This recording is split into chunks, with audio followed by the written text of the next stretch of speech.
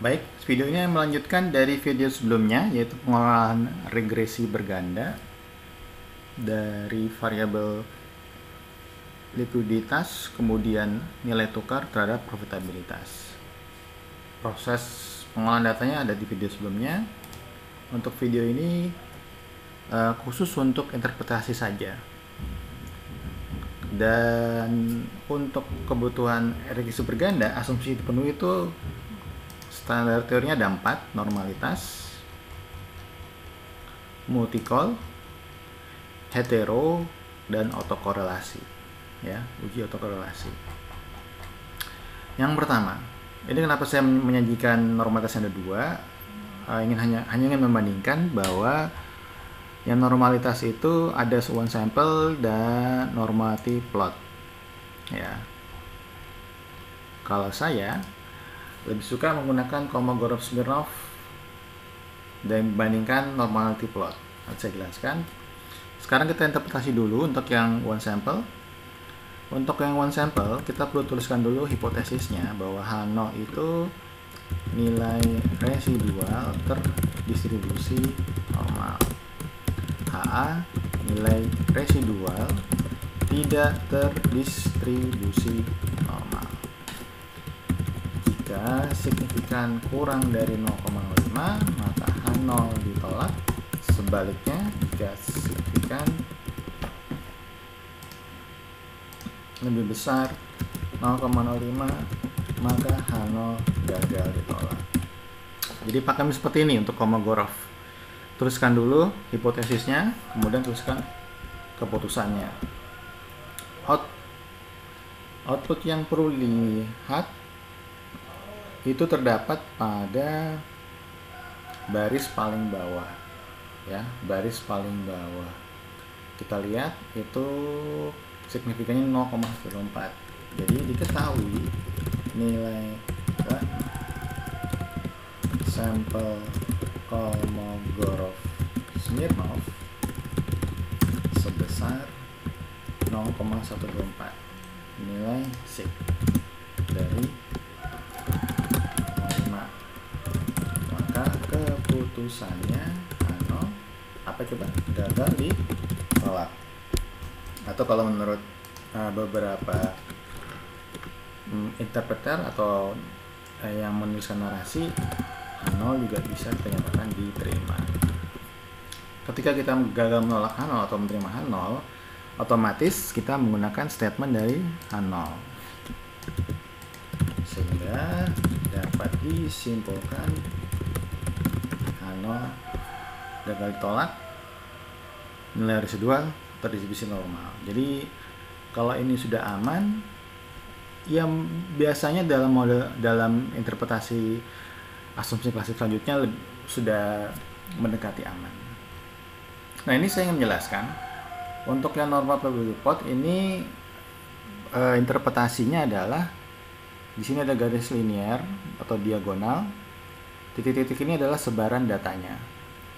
Jadi kalau kalian nanti cari buku referensi khususnya SPSS di Imam Ghazali atau beberapa buku lainnya seperti Singgi Santoso, interpretasi dari grafik plot ini, ya, jadi dia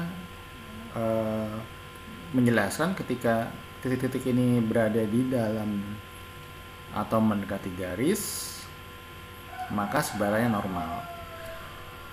Namun menurut pemahaman saya dan beberapa pengalaman saya menginterpretasi serta menguji, ini tanggalnya sangat-sangat subjektif. Jadi apa yang Anda sajikan seperti ini belum tentu menurut saya hasilnya sama dengan persepsi Anda. Menurut Anda normal, tapi menurut saya belum tentu normal. Saya akan men-challenge di sini. Ini kenapa titik-titiknya menjauhi garis linear? Saya pasti menyimpulkan ini belum normal. Gitu. Makanya saya menyarankan mahasiswa untuk cek di one sample Kolmogorov-Smirnov testnya, karena ini angkanya lebih pasti menggunakan nilai signifikan. Jadi itu alasan saya dan saran saya untuk para peneliti dan mahasiswa ketika menyajikan uji normalitas sebaiknya menggunakan Kolmogorov-Smirnov. Boleh menggunakan ini, namun alangkah baiknya ketika output ini didukung oleh output Kolmogorov.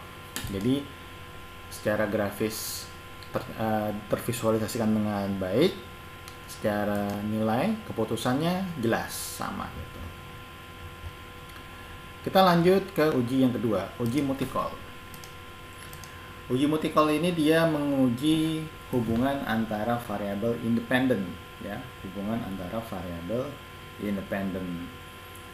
Tujuannya untuk apa? Untuk mengetahui apakah terjadi korelasi yang kuat antara variabel independen, antara likuiditas dengan nilai tukar. Keputusannya, nilai VF kurang dari 10, maka tidak terjadi multicol. Sebaliknya, lebih besar 10, maka terjadi multicol. Alhamdulillahnya ini nilai VF diketahui sebesar 1 kurang dari 10, ya kan? Maka tidak terjadi multicol.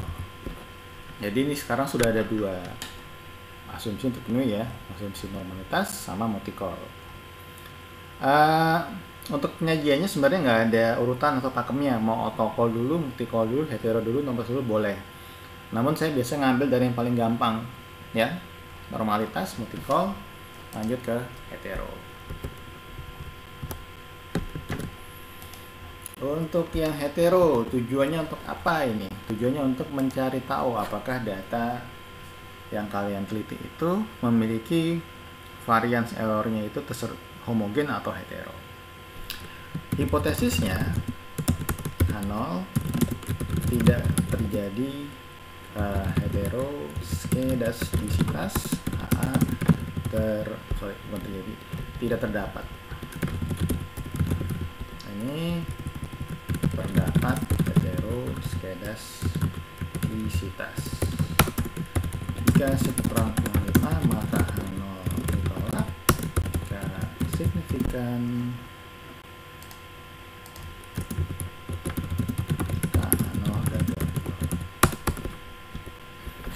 Oke, selanjutnya kita lihat per masing-masing variabel. Likuiditas signifikannya 0,016, nilai tukar 0,697. Jadi dari hasil pengolahan heteroskedastisitas kedua,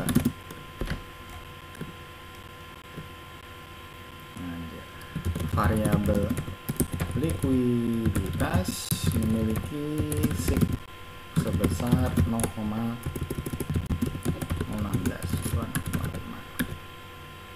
Maka apa ini? Ketika kurang, maka H0 ditolak. H0 ditolak pakai si HA. Maka H0 ditolak, koma, sehingga terdapat hetero. Berbeda dengan nilai tukar, ya. Variabel nilai tukar memiliki signifikan sebesar 0,697, lebih besar dari 0,5, maka H0 ini gagal ditolak. Sehingga kalau gagal ditolak, kita menggunakan H0, maka tidak dapat hetero. Oke, untuk video ini hanya interpretasi saja. Jadi nanti untuk permasalahan-permasalahan yang muncul dalam asumsi klasik akan saya sajikan di video selanjutnya, yaitu penyembuhan atau solusi terhadap masalah-masalah yang muncul di dalam standar asumsi klasik. Nah, jadi ini bagaimana cara kita menginterpretasikan outputnya. Yang terakhir yaitu uji autokorelasi. Uji autokorelasi.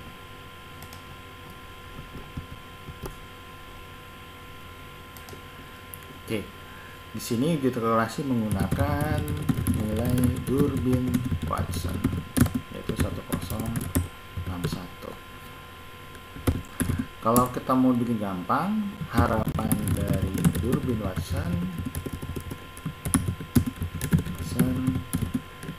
nilainya